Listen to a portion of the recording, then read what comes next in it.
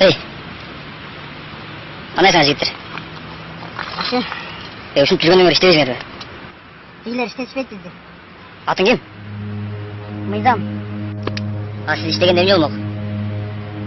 Мен иштегенде карпырабыз кайтарылып, чегир абыз сейилип, гендерибиз тонолбой, чет мамлекетке бир тууган боордошторубуз темселебей, тарых музейиндеги окуялар болбой, кыргыз эли кышкысын үшүбөй, Кытайга жерлерибиз сатылбай, жыргап жашайт болчубуз. Анан дагы мамлекеттик мекемеде бычакталып өлтүрүлгөн карындашыбыз тирүү болмок. Мыйзам иштебейт дейсиңер. Тигилер мени иштетишпесе, эмне кылайын?